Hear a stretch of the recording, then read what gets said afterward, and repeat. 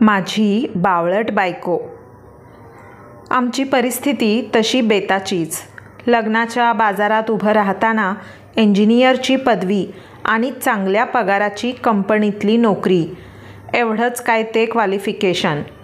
Estate, घरदार, बाकी zero.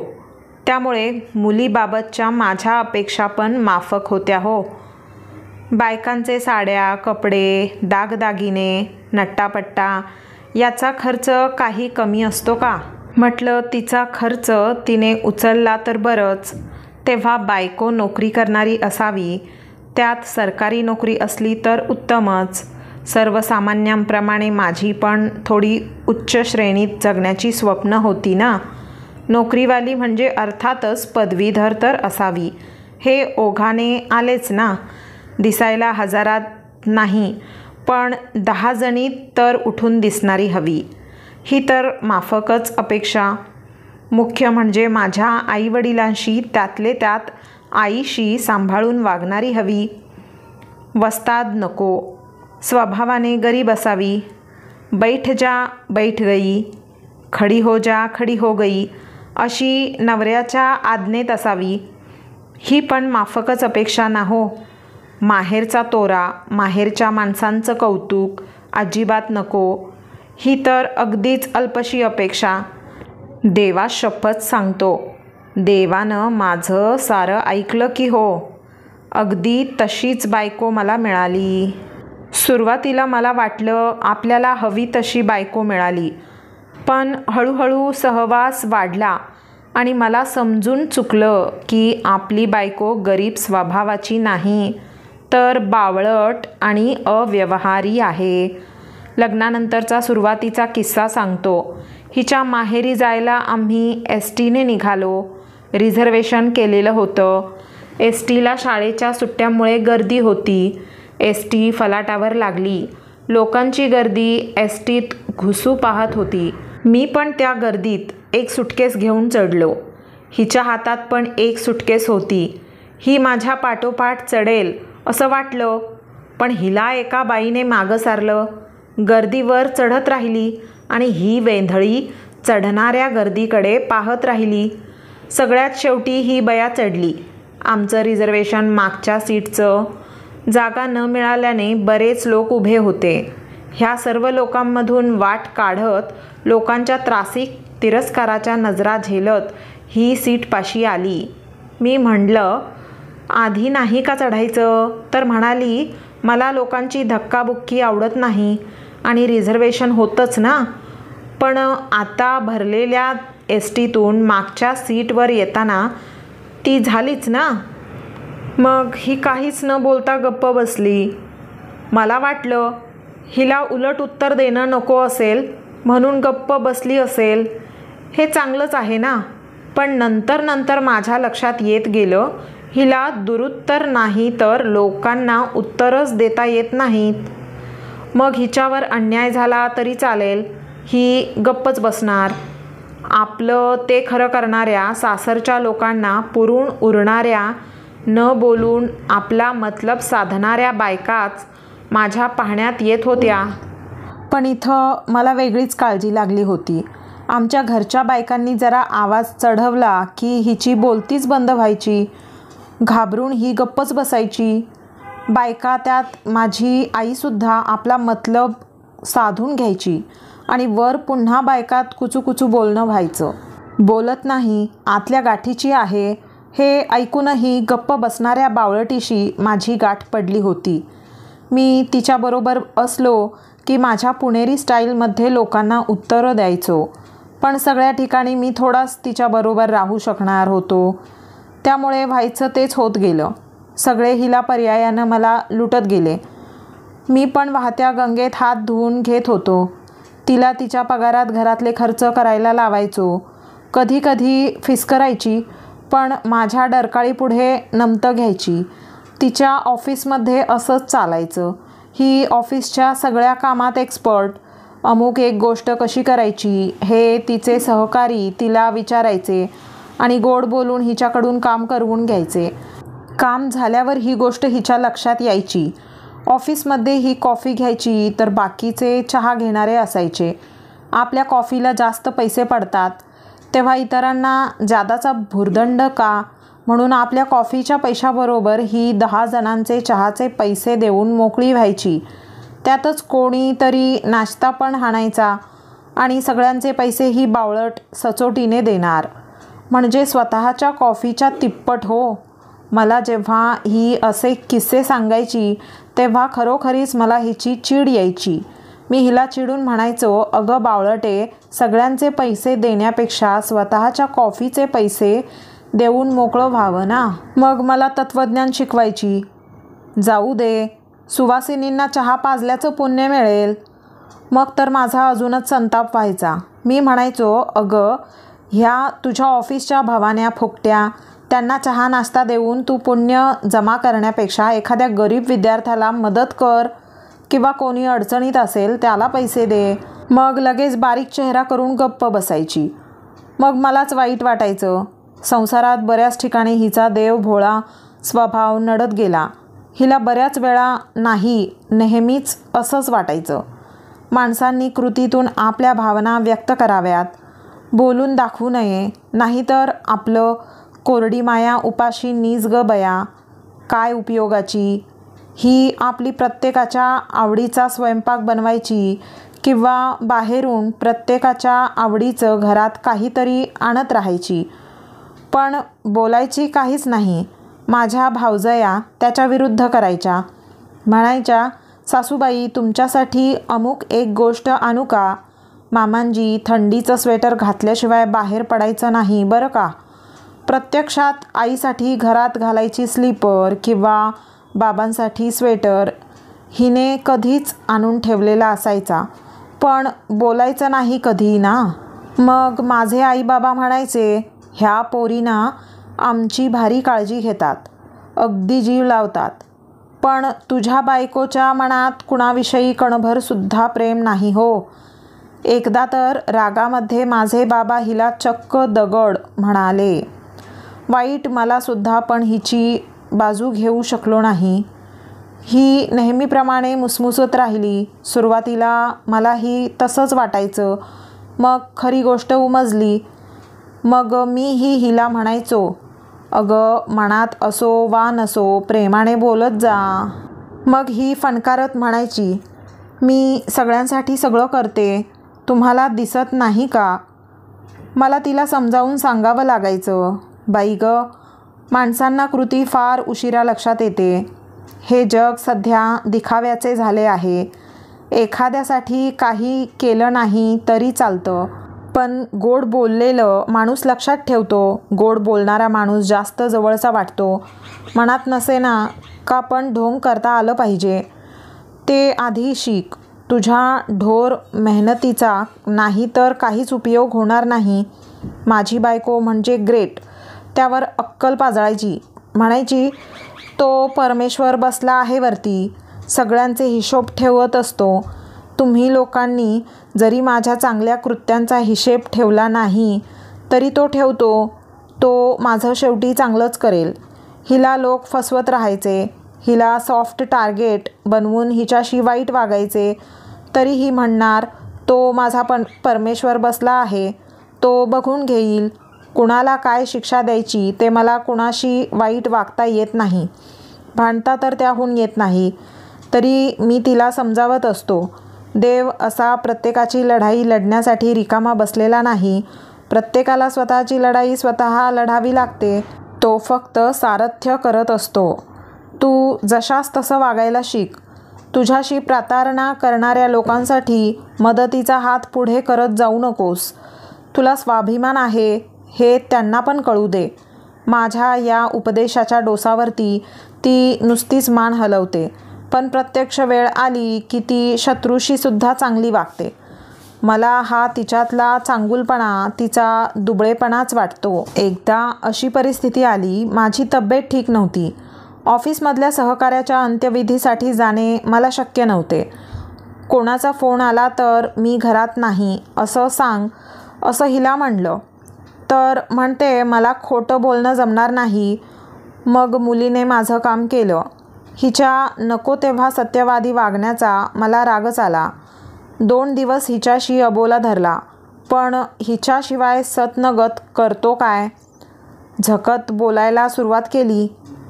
घरात कुणी आजारी असलं की त्याला दवाखान्यात नेणं, औषध आणणं, पथ्याचं जेवण बनवणं सगळं करणार. पण मायेनं कपाळावर हात ठेवून आता कसं वाटतं आहे हे बोलणं तिला जमायचं नाही. हे काम माझ्या भावजयांना बरोबर जमायचं आणि सर्वांच्या लेखी त्या मोठ्या व्हायच्या आणि ही रडत बसायची. मी सगळं करून कुणाला माझी किंमत नाही म्हणायची. घरात सगळे तुमच्या भावजयांशी मन मोकळं करतात, त्यांना मोठेपणा देतात. त्यांना मोठेपणा मिळतो म्हणून मला वाईट वाटतं असं नाही, पण मी कुठे कमी पडते हे मला समजत नाही. मी पुन्हा हिला तेच म्हणायचो, आधी नीट बोलायला शिक, कृती नंतर महत्त्वाची. आणि पुन्हा हसत हसत म्हणालो, manager never works, they manages all the things. हिने चिडून मला चिमटा काढला. माझी मुलगीसुद्धा हिला हातोहात उल्लू बनवत असे. लहानपणी हिच्या प्रत्येक गोष्टी ऐकणारी, हिला सोडून कुठलाही खाऊ न खाणारी, भातुकलीमधला खाऊसुद्धा आईला नेऊन देणारी आमची चिमू आता वस्ताद झाली आहे. स्वतःच्या वाटणीचं खाऊन पुन्हा हिच्या वाटणीचं पण लंपास करते. स्वतःचे नव्या फॅशनचे कपडे तर वापरतेच, पुन्हा हिने स्वतःसाठी आणलेले ड्रेस आवडले तर तेही लंपास करून मोकळी होते. हिची कानातली, गळ्यातले सेट तुला नाही शोभत मम्मा असं म्हणते आणि लंपास करून मोकळी होते. आणि मी मध्ये पडलो तर हिचं मातृवात्सल्य लगेच उफाळून येतं. लेकीची कड घेऊन म्हणते, जाऊ दे, पोर जिन्नस आहे, खाऊ दे. माझ्या पोटात थोडंच त्याचं सोनं होणार आहे, वापरू दे माझे ड्रेस. तिचं आता नटण्या मुरडण्याचं वय आहे, वापरू दे माझे दागिने. मी थोडीच आता कानातली गळ्यातली बदलून मिरवत राहणार आहे. तिने असं म्हणलं की माझी बोलतीच बंद होते. हेच मी तिला सांगत असतो, माझ्यापुढे हजरजबाबीपणा दाखवण्यापेक्षा लोकांसमोर दाखवत जा. त्यांची बोलती बंद करायला शिक, स्वतःच्या हक्कासाठी भांडायला शिक. की हिचं पुन्हा तत्त्वज्ञान सुरू. हक्क कृतीतून मिळवायचा असतो, भांडून ओरबडायचा नसतो. ही तत्त्वज्ञानात गुरफटणार. तेवढ्यात माझ्या भावजया आणि बहिणी आईवडिलांची मालमत्ता हडप करून बसायच्या. माझी बायको ही अशी बावळट. म्हणून शेवटी मनात नसताना मला एकदा बायकांच्या भानगडीत पडावं लागलं. आई म्हणत होती, अरे मी तुझ्या बायकोला विचारलं, बाई गं तुला माझे कोणते दागिने हवे आहेत? तर म्हणाली, सासूबाई मला काही नको आहे. तेव्हा मीच म्हणलं, अगं माझ्या बायकोला काही नको असेल पण तुझ्या नातीला तर देशील ना. माझ्या लेकीला जेव्हा कळलं तेव्हा तिने मध्ये पडून आपल्याला हवे ते दागिने आजीकडून पदरात पाडून घेतले. वर पुन्हा आजीलाच सुनावून मोकळी झाली. कर्तव्य पार पाडायला आई आणि फायद्यासाठी इतर का? हिच्याबरोबर बाजारहाट करण्यासाठी मी कधी जात नसतो. अशा कामांचा मला नेहमी कंटाळा. पण एक दिवस ही म्हणाली, अहो आपण बाहेर फिरायला जात आहोत तर जाताना तेवढं 5 मिनिटं वाण्याकडे जाऊन येऊ. त्याने खूप खवट खोबरं दिलं आहे, ते परत करू. मी बरं म्हणालो. वाण्याकडे आम्ही गेलो तर वाण्याने गर्दीमध्ये आधी 10 मिनिटे हिच्याकडे लक्षच दिलं नाही. मीच मग म्हणालो, आम्ही पण तुमचेच गिऱ्हाईक आहोत, 10 मिनिटे ताटकळत उभे आहोत. मग तो आमच्याकडे वळला. ही म्हणाली, तुमच्याकडून परवा खोबरे नेले ते खराब आहे हो, बदलून देणार? हिचं हे इतक्या साजूक भाषेतलं बोलणं. त्यावर वाणी म्हणाला, भाभी सगळा असाच माल आहे. मला राहवलं नाही. मी मध्ये पडलो आणि आवाज चढवून बोललो, तर मग आम्हाला नको आहे ते. आम्ही काही कवड्या मोजल्या नाहीत, परत घ्या हे. वाणी चपापला. आतून लगेच दुसरे चांगले खोबरे घेऊन आला आणि ही आळीपाळीने माझ्या आणि वाण्याच्या तोंडाकडे पाहत राहिली. नंतर मी हिच्याशी रस्त्यात शांतपणे चर्चा करत चाललो होतो. म्हणालो, असाच बावळटसारखा बाजारहाट करत राहतेस का गं? तर तेव्हा हिच्या डोळ्यात पाणी आलं. म्हणाली, नाही हो, मला बोलायला सुचत नाही असे नाही, पण मला भांडण आवडत नाही. मी घाबरते भांडणाला. मी लग्नाआधी ज्यांच्याकडे पेईंग गेस्ट म्हणून राहत होते त्यांच्या घरात सारखी भांडणं असायची. कित्येक वेळा त्यांच्या भांडणाच्या पायात मी उपाशी राहिले आहे. घरात अन्न शिजायचं नाही. त्या भांडणाचा शेवट घर डुबवण्यात झाला. घरातली चांदीची भांडी, सोनं नाणं सगळं मोडीत निघालं. बँकेची जप्ती आली होती घरावर. म्हणूनच आपल्या घरात कोणी भांडणाचा सूर छेडला की मी गप्प बसते. कुणीतरी नमतं घ्यावं लागतं, तेव्हा भांड्याचा खडखडाट थांबतो, नाहीतर तो घराबाहेर जायला वेळ लागत नाही. मी म्हणालो, हे जरी बरोबर असलं तरी कायम गप्प बसणं, माघार घेणं म्हणजे आपला दुबळेपणा दाखवणं होतं. लोक आपल्याला चिरडत राहतात, लुबाडत राहतात. लोकांकडून फसवणूक करवून न घेण्या इतपत धूर्तपणा आपल्यात नक्कीच हवा. हिला माझं बोलणं पटत होतं. मग म्हणाली, अहो, माझी मैत्रीण नीता पण मला हेच म्हणत होती. अगं, आता तुझ्या मुलीचं लग्न होईल, जावई येईल, अशीच गरीब राहशील तर जावई आणि मुलीच्या सासरचे लुबाडत राहतील. आधीच तुझ्या सासरच्या लोकांनी तुला लुबाडून झालेच आहे. मी म्हणालो, तूच बघ, तुझ्या जवळच्या मैत्रिणी सांगतात तेव्हा तरी तुला पटत आहे ना. हिने मान डोलावली खरी, पण मनापासून नव्हती. म्हणाली, आपल्या चांगल्या वागण्याचा हिशेब परमेश्वराजवळ नक्कीच असतो. आपण लोकांना मुठीने दिले तर तो आपल्याला ओंजळीने देतो. आणि आपण चांगलं वागूनसुद्धा जे आपल्याला फसवतात ते नियतीकडून कधीतरी लुबाडले जातातच. त्यावेळी मी हिला जास्त काही बोललो नाही. मला हिच्या चांगुलपणाची कीव आली, हिची दया आली. म्हणलं, परमेश्वरच तुझं कल्याण करो. आमच्या चिमूचं लग्न ठरलं म्हणजे तिनेच ठरवलं. आम्ही त्याला नुसता होकार दिला. तर सांगायची गोष्ट म्हणजे मला वाटलं आता माझी खर्चाकडून चांगलीच धुलाई होणार. लेकीच्या सासरचे तर लुबाडणारच आणि त्याबरोबरच घरचे पण हात धुवून घेणार. हिच्याकडून भारी भारी साड्या वसूल करणार. ही मोठ्या मनाने सगळ्यांना तथास्तू म्हणणार आणि पैठण्या घेऊन देणार. मित्रमैत्रिणी आणि नातेवाईक आलेच पुन्हा. सगळ्यांना ही ओंजळ भरून देत राहणार. पुन्हा हौस मौज, जावयाचं लेकीचं कौतुक ह्या पायी आम्ही लुटले जाणार. म्हणलं, परमेश्वरा तूच आवर रे माझ्या बायकोला. पण मला आश्चर्याचा सुखद धक्का बसला. हिच्या मैत्रिणी, आमचे नातेवाईक झाडून सगळे हिच्या मदतीला धावून आले. तेही निरपेक्षपणे.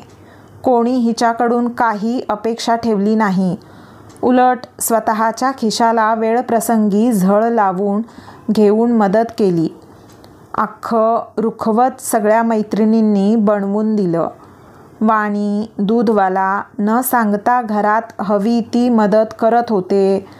वाणी वाट पाहायला न लावता घरपोच वाजवी दरात सामान आणून टाकत होता. सोसायटीचा रखवालदार, सोसायटीचे लोक सारखं हिला विचारून येता जाता कामं करून जात होते. साऱ्या सोसायटीची सजावट सगळ्या लोकांनी मिळून केली. लेकीच्या सासरच्यांनी तर फक्त नारळाची मागणी केली. लेक तर खूप इमोशनल झाली होती. म्हणाली, आयुष्यभर माझ्यासाठी खूप केलं आईने. आता माझ्यासाठी जास्त खर्च करू नका आणि मला तिचा एकही दागिना नको आहे. तिनेही थोडक्यात खर्च आवरता घेतला. लग्नाचा खर्च माझ्या अपेक्षेच्या अर्धा झाला. तरीही लग्न धूमधडाक्यात पार पडलं. हिने आयुष्यभर सगळ्यांसाठी दिलेला मदतीचा हात वेळेला उपयोगी पडला. हिच्या परमेश्वराने अखेर हिच्या पदरात झुकत माप टाकलं होतं. आता आमचं सगळं चांगलं आहे. जावई आणि लेक परदेशात सुखात नांदत आहेत. मोठ्या पगाराच्या, मोठ्या हुद्द्याच्या पोस्टवर आहेत. हिलाही चांगली पेन्शन आहे. 2000 स्क्वेअर फीटच्या फ्लॅटमध्ये राहत आहोत. सेवानिवृत्तीनंतरचे जीवन आनंदात व्यतीत करत आहेत. हिच्या म्हणण्याप्रमाणे हिला लुबाडणारे फारसे शांतीचे जीवन जगत नाही आहेत, कुठेतरी मनात सल घेऊनच जगत आहेत. असो, आता हिच्यातही बराच बदल झाला आहे. जास्त फसवली जात नाही, सावध असते. पण अहो, मलाच बेमालूमपणे फसवत असते.